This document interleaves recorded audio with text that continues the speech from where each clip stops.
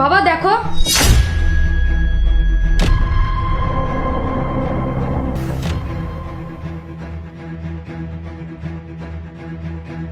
নীরব, তুই এটা কি করছিস? তুই কি তোর শাস্তির কথা ভুলে গেছিস? মা তুমি ফুপিকে এত কষ্ট কেন দাও? তুমি কি একটু ভালো হতে পারো না? তুমি এত নিষ্ঠুর কেন? এই, বেশি কথা বলিস না। আমি ভালোই আছি, আর আমি যা করছি একদম ঠিক করছি। ও তো আমার কথা শুনছে না। আমার কথা শুনলে তো ওর এই অবস্থা হতো না। আমি আমার ভাইয়ের সাথে ওর বিয়ে দিতে চাই। ও কেন রাজি হচ্ছে না? ও যতদিন না রাজি হবে, এভাবেই বিভিন্ন ভাবে আমি ওকে কষ্ট দিব। না না মা, তুমি এটা করো না, এটা কিন্তু ভালোবাসছে না। আমি ঠিকই করছি, শুধুমাত্র ওর জন্য আমি আমার স্বামীকে হাতের মুঠোয় রাখতে পারছি না। আর ওর অন্য কোথাও বিয়ে হয়ে গেলে আমার স্বামী সম্পত্তির ভাগ হয়ে যাবে, আর সেটা আমি চাই না। এই সমস্ত কিছুর মালিক হব আমি আর আমার ভাই। আমি চাই না ওর অন্য কোথাও বিয়ে হোক, তাই আমি ওকে এভাবেই কষ্ট দেবো যাতে ও আমার ভাইকে বিয়ে করতে রাজি হয়। আর ও যদি ওর ভাইকে কিছু বলে, ওকে আমি জানে মেরে দিব। আর তুই যদি কিছু বলিস, আমি তোকে মারতেও দ্বিধাবোধ করবো না।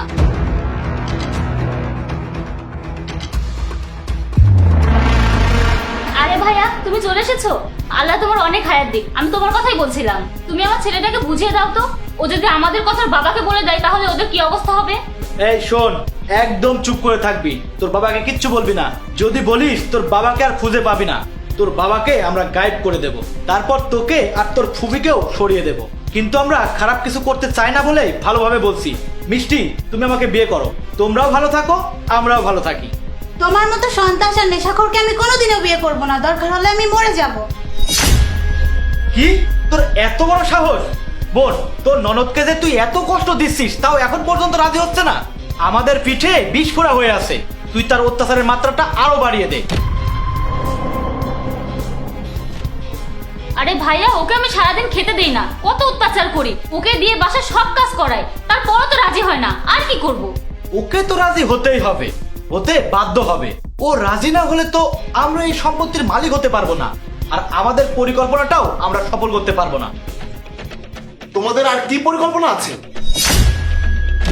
তোমাদের কোন পরিকল্পনা সফল হবে না? যে পরিকল্পনাই হোক, কোনো পরিকল্পনাই আর সফল হবে না, কারণ আমি তোমাদের সবকিছু জেনে গেছি।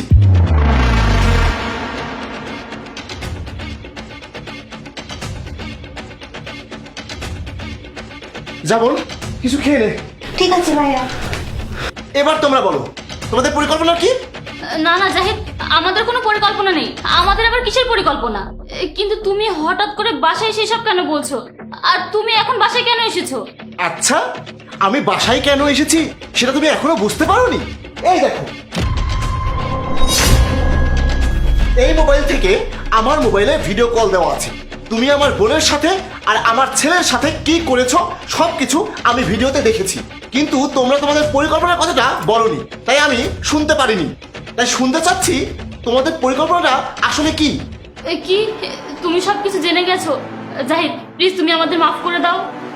মাফ করে দেব? আমি মাফ করে দেব তোর মতো একটা খারাপ মেয়েকে? এই, তুই কি ভেবেছিস আমার বোনকে অত্যাচার করে কষ্ট দিয়ে তোর ভাইয়ের সাথে বিয়ে দেওয়াতে রাজি করবি, আর আমাদের সম্পত্তির মালিক হবি তোরা দুজন, আর কি যেন একটা পরিকল্পনা সফল করবি? আরে অপু, তুই হয়তো জানিস না, কুকর্ম আর কুকথা কখনো গোপন থাকে না।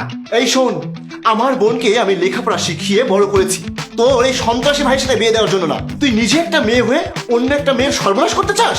আমাদের সম্পত্তির উপরে তোদের এত লোভ যে তোরা দুজন এত খারাপ কাজ করছিস? এই, তোদের কি লজ্জা করে না? আর তোর মতো এরকম জঘন্য চরিত্রের মেয়েকে নিয়ে সংসার করার আমার আর এক মুহূর্তের জন্য ইচ্ছা নেই। বের হয়ে যা আমার বাড়ি থেকে।